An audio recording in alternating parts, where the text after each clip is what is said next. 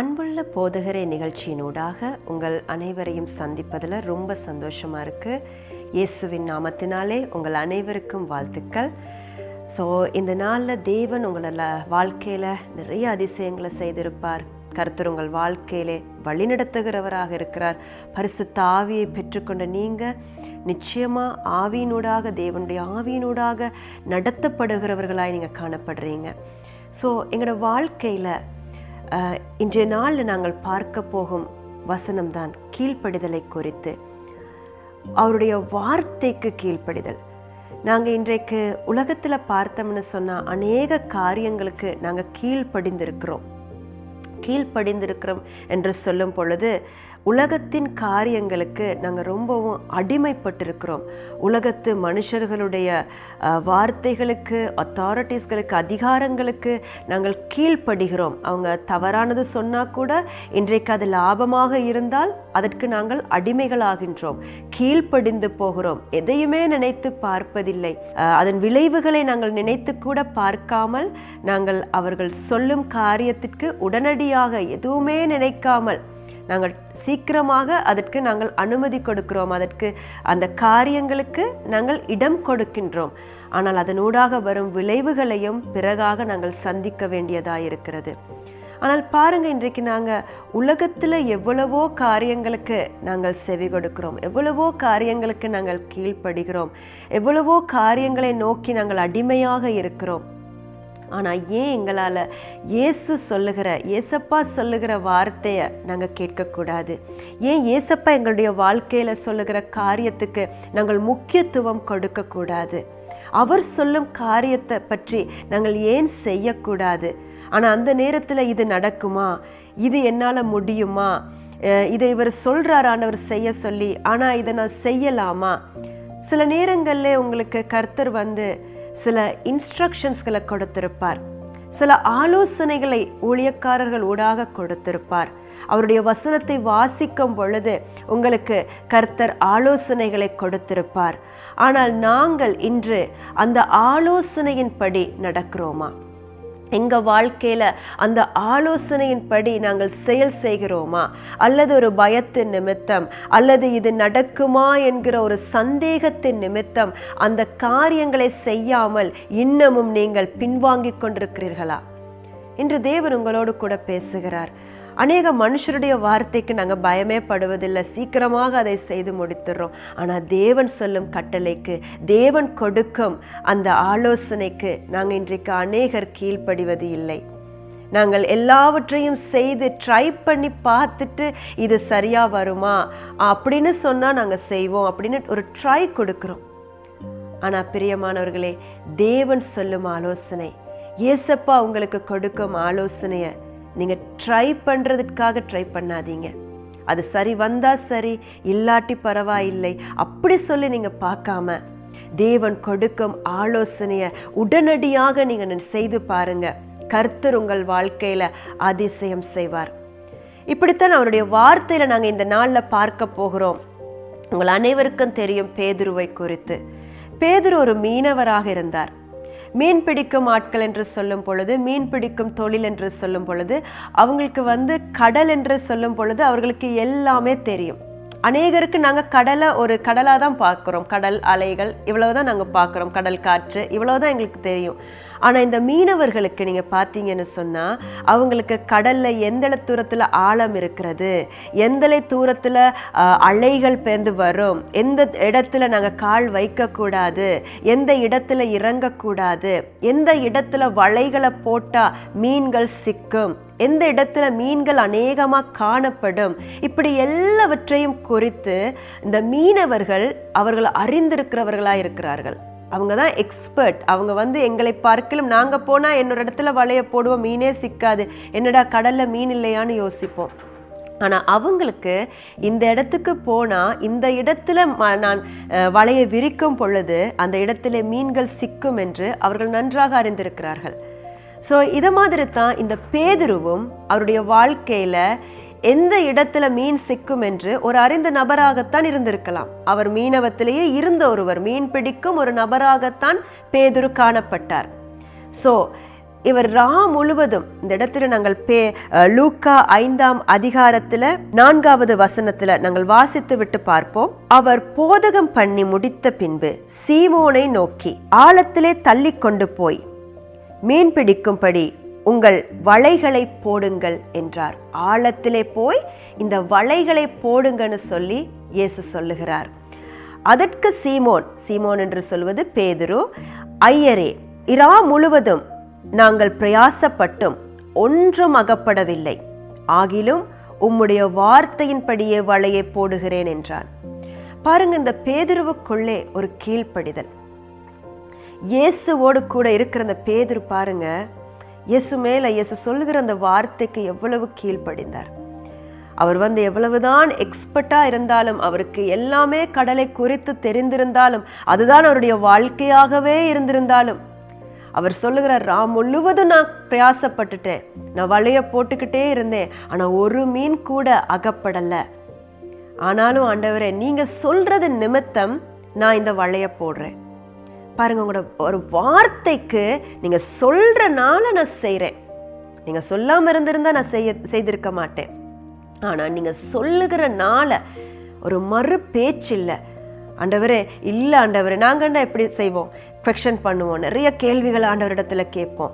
ஆண்டவரே, ஏன் ஆண்டவரே, இது இவ்வளவு தூரம் எல்லாம் சரியா தானே இருக்கு, இதுல ஏன் நீங்க இதுல அதிசயம் செய்யல, நான் ஏன் இன்னும் கஷ்டப்படுறேன், நான் ஏன் இது எனக்கு இன்னும் கிடைக்க இல்லை அப்படின்னு சொல்லி நாங்க அநேக காரியங்களை குறித்து இயேசுவினிடத்துல இன்றைக்கு கேள்விகளை கேட்கிறவர்களா தான் இருக்கிறோம்.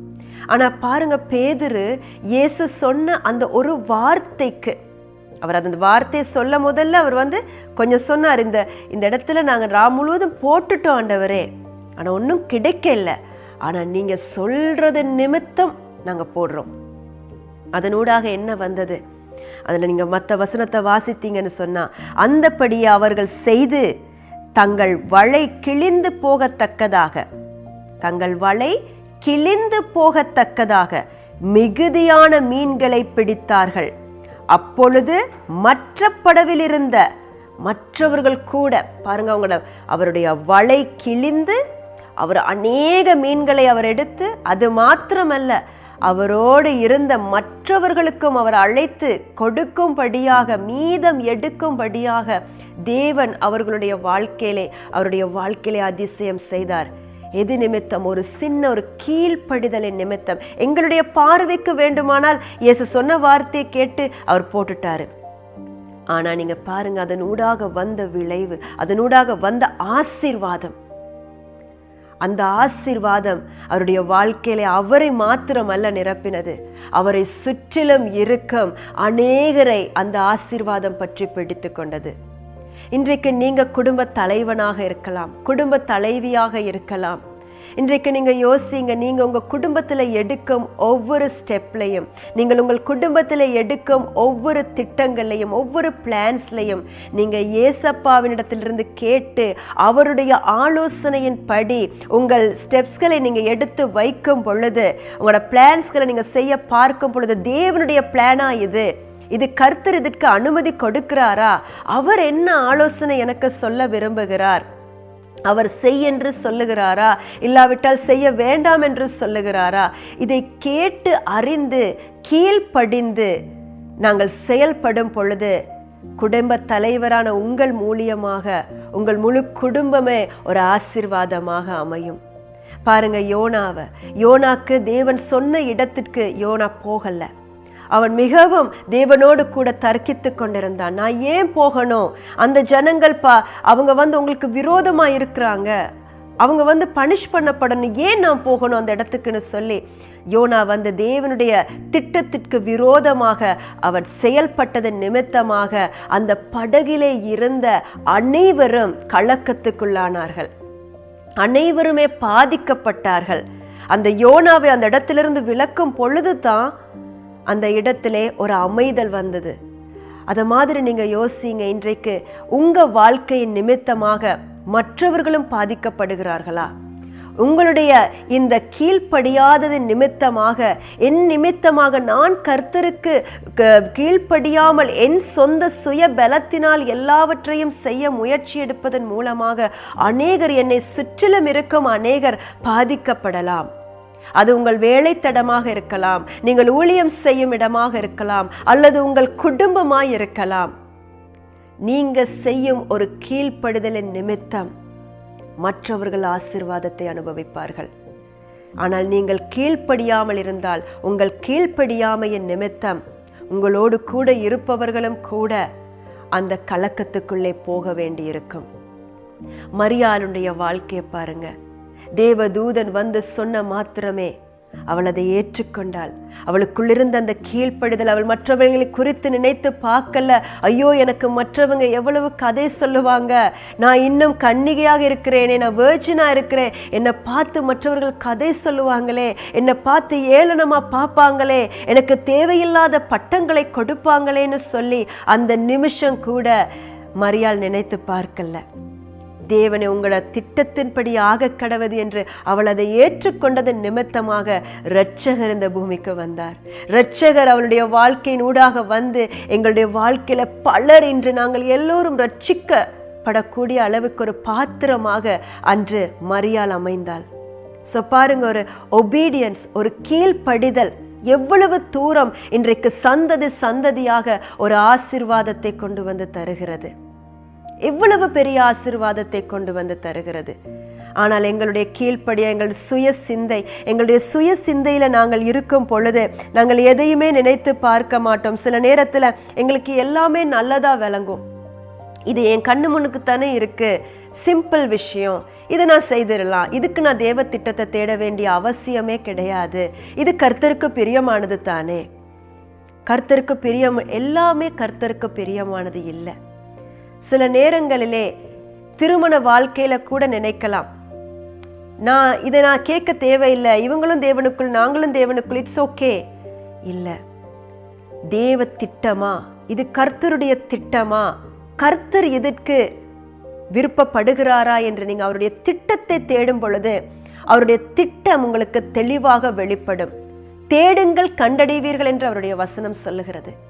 ஸோ நீங்கள் அவருடைய வசனத்துக்கு செவி கொடுத்து, அவருடைய ஆலோசனைகளுக்கு செவி கொடுத்து நீங்கள் செயல்படும் பொழுது, கீழ்ப்படியும் பொழுது, உங்கள் கீழ்ப்படிதலின் நிமித்தமாக உங்களுடைய வாழ்க்கையிலே கதவுகள் திறக்கப்பட போகிறது. அது மாத்திரமல்ல, உங்களுடைய வாழ்க்கையிலே இருக்கும் எல்லா விதமான கட்டுகள்ல இருந்தும் கர்த்தர் ஒரு பூர்ண விடுதலையை உங்களுக்கு தருவார். அது மாத்திரமல்ல, பாருங்க, தேவனோடு கூட இருந்த அவருடைய டிசைபிள்ஸ், லூக்கா 9ஆம் அதிகாரத்துல 12:17 அவருடைய சீஷர்கள் கூட அவர் சொல்லும் வார்த்தைக்கு கீழ்ப்படிந்தார்கள். தேவன் போய் அவ்வளவு பேருக்கும் அவர்களுக்கு உணவு ஆகாரங்களை நீங்க ரெடி பண்ணுங்கன்னு சொல்லும் பொழுது அவர்கள் மறுதரம் கேட்கவில்லை. ஆண்டவரே, எப்படி, எங்களால முடியாதே அப்படின்னு சொல்லி அவங்க மறு உத்தரவு கேட்டுக்கொண்டே இருக்கல்ல, அவங்க கீழ்ப்படிந்தாங்க. எல்லாரையும் பந்தி பந்தியா அமரச் செய்து அந்த தேவன் இயேசப்பா சொன்ன அந்த வார்த்தையை நம்பி அவங்க செயல்பட்டாங்க. செயல்படும் பொழுது என்ன நடந்தது? அந்த இடத்துல 5000 பேருக்கு கொடுக்கத்தக்கதாக, மிகுதியாக, இதிலும் கூட நிறைய எடுக்கத்தக்கதாக தேவன் அவர்களை ஆசீர்வதித்தார். இன்றைக்கு உங்கள் தொழிலாக இருக்கலாம். நீங்க அந்த தொழில்ல நீங்க எப்படி என்ன செய்யலாம் என்று தெரியாத ஒரு நிலையிலே நீங்கள் காணப்படலாம். ஆனால் இயேசப்பா உங்களை பார்த்து சொல்லுகிறார், அவர் கொடுக்கும் அந்த இன்ஸ்ட்ரக்ஷன்ஸ்களை கேளுங்க, அவர் கொடுக்கும் ஆலோசனையை கேளுங்க. அவர் கொடுக்கும் ஆலோசனையின்படி நீங்கள் நடக்கும் பொழுது முதலாவதாக நீங்க எதையுமே காணாமல் இருக்கலாம். ஆண்டவரே, இதுல ஒன்றையுமே நான் காண்றேன் இல்லையே, நான் எதையுமே காணக்கூடியதாக இல்லவே, நீங்க சொல்லிதானே ஆண்டவரே நான் இதை செய்தேன் என்று பலர் இன்றைக்கு கேள்விகளை கேட்கிறீங்க. ஆனால் தேவன் உங்களை நோக்கி சொல்லுகிறார், உங்களை பார்த்து சொல்லுகிறார், நான் சொன்ன வார்த்தை அதன் செயலை செய்யாமல் திரும்ப வரமாட்டாது. அவர் சொன்ன வார்த்தை, அவர் அன்று இந்த பூமியை பார்த்து வெளிச்சம் உண்டாக கடவது என்று சொல்லும் பொழுது வெளிச்சம் உண்டாகினது. நீ அந்த நெட்டை நீ போடு என்று, அந்த வலையை வீசி என்று சொல்லும் பொழுது முழுவதும் இல்லாத மீன்கள் அந்த இடத்திலே குமிந்து வந்தது. ஒரு வெர்ஜினாய் இருக்கிற மரியாளுக்கு ஆண்டவர் வாக்கை கொடுக்கும் பொழுது அவள் ஏற்றுக்கொண்டது நிமித்தம் எங்களுடைய வாழ்க்கையிலே ரட்சிப்பு காணப்பட்டது. பாருங்க, இந்த எல்லாவற்றிலும் ஒரு கீழ்ப்படிதல். எங்கள் வாழ்க்கையில் இந்த கீழ்ப்படிதல் இருக்குமானால் தேவன் உங்கள் வாழ்க்கையிலே அநேக காரியங்களை செய்ய போகிறார். அநேகர் இன்றைக்கு முடங்கி கிடப்பதற்கு காரணம், அநேகருடைய வாழ்க்கையிலே திட்டங்களை காண முடியாமல் இருப்பதற்கு காரணம், அநேகருடைய வாழ்க்கையிலே கொடுக்கப்பட்ட வாக்குத்தத்தங்கள் நிறைவேறப்படாமல் இருப்பதற்கு காரணம், எங்களுடைய வாழ்க்கையிலே ஏதோ ஒரு இடத்திலே அந்த கீழ்ப்படியாமையின் நிமித்தம், தேவன் சொன்ன வார்த்தைக்கு கீழ்ப்படியாமல்.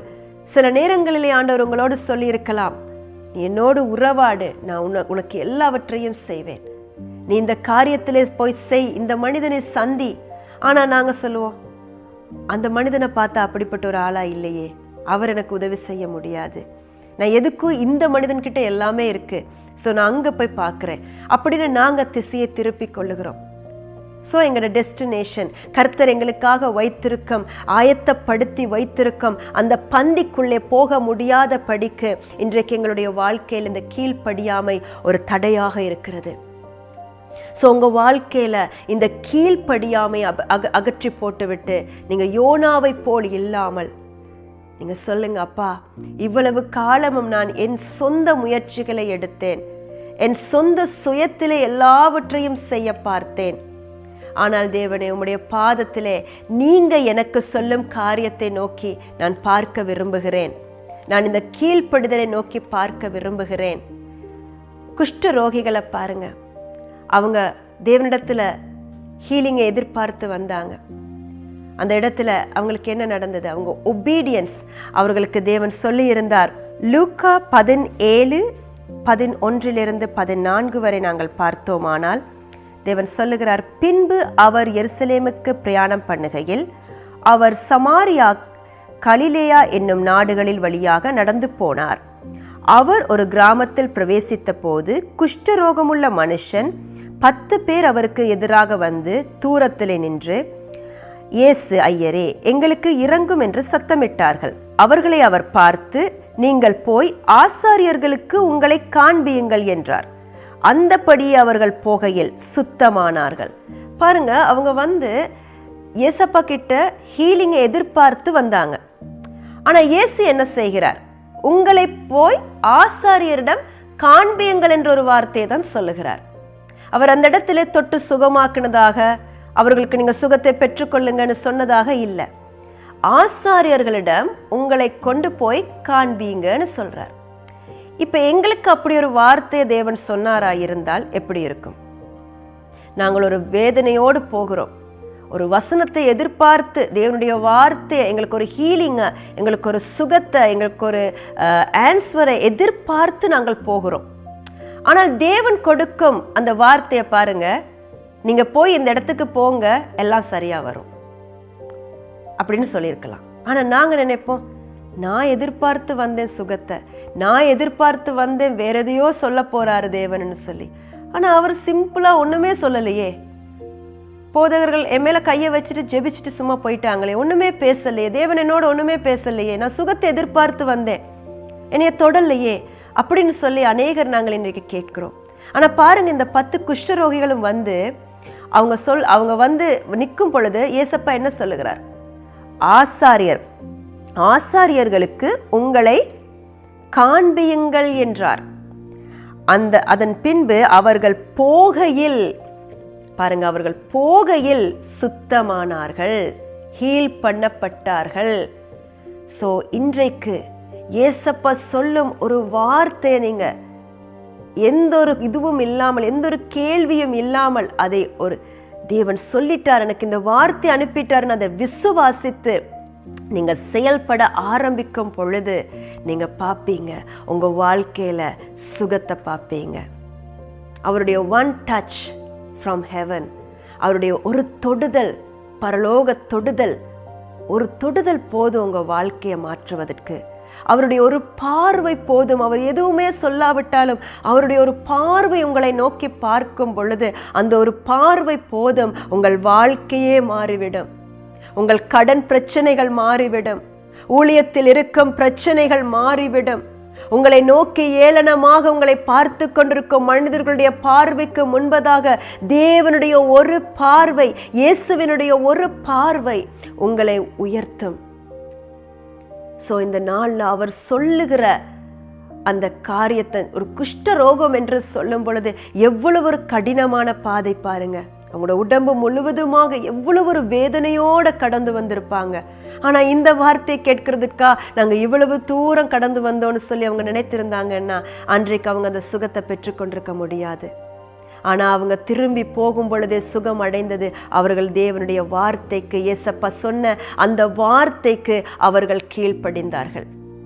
இன்று நீங்க இந்த நிகழ்ச்சியை பார்த்து கொண்டிருக்கிற நீங்க உங்க வாழ்க்கையில என்ன தீர்மானம் எடுக்கிறீங்க? அப்பா, நான் உங்களுக்கு கீழ்ப்படிய போகிறேன்.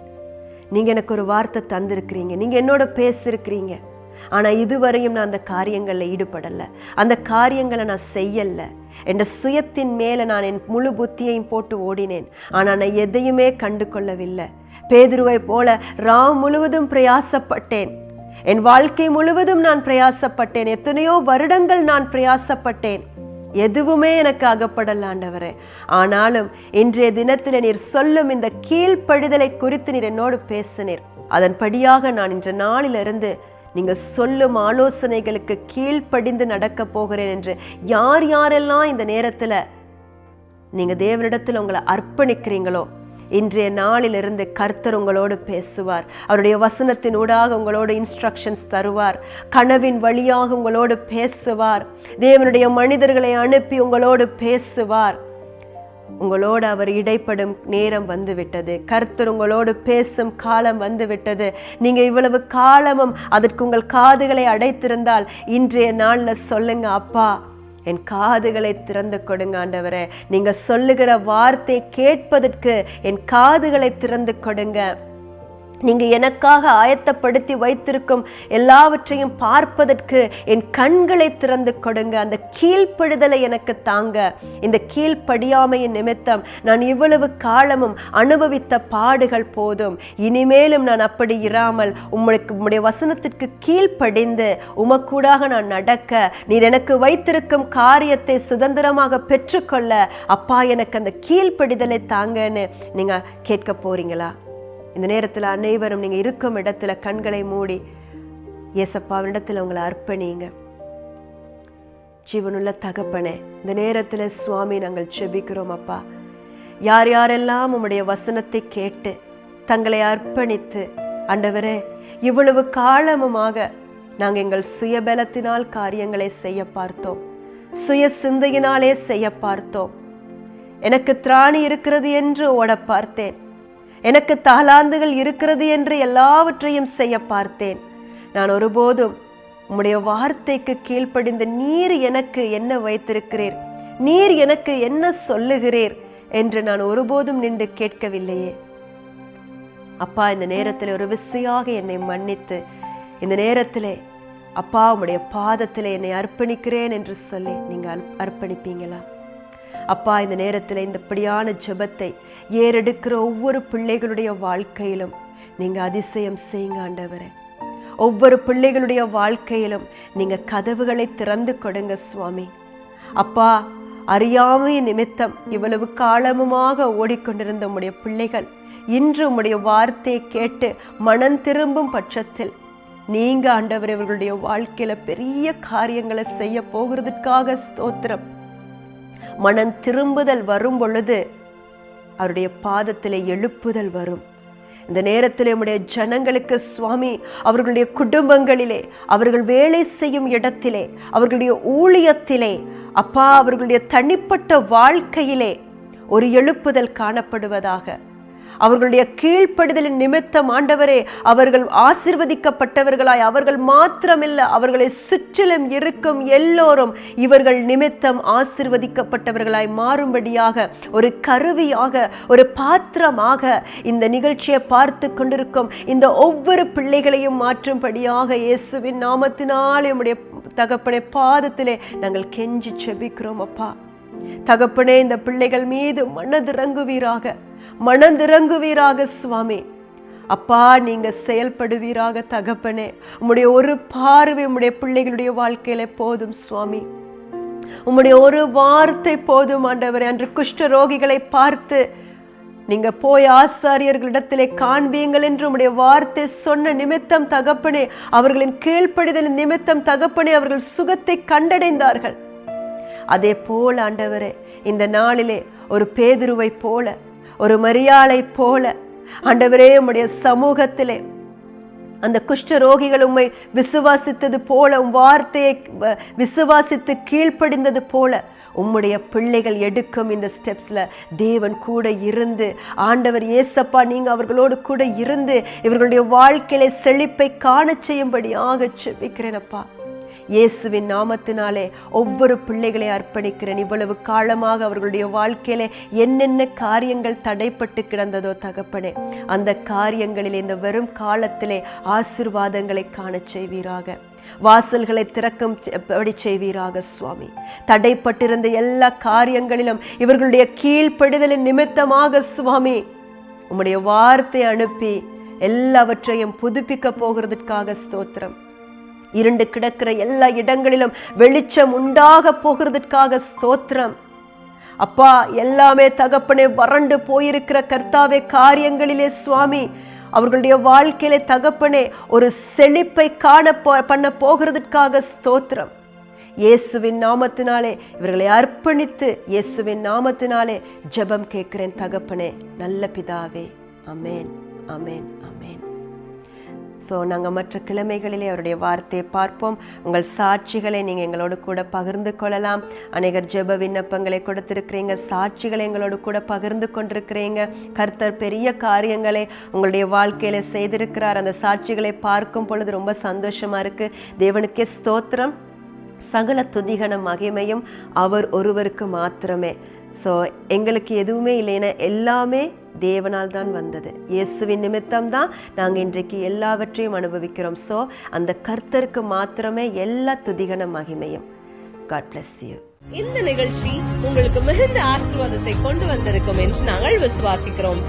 மேலும் உங்கள் ஜெப தேவைகளுக்காக எங்களை info@salt4souls.com.au என்ற மின்னஞ்சல் மூலமாகவும் www.salt4souls.com.au என்ற இணையதளத்தின் மூலமாகவும் எங்களை தொடர்பு கொள்ளுங்கள். நாங்கள் உங்களுக்காக மிகுந்த பாரத்தோடு இடைவிடாமல் ஜெபிக்கவும் உங்கள் நம்பிக்கைக்கு துணையாக நிற்கவும் விரும்புகிறோம். நீங்கள் பூமியின் உப்பாக இருக்கிறீர்கள். மத்தேயு 5:13. இயேசு நாமத்தில் தேவன் உங்களை ஆசீர்வதிப்பாராக.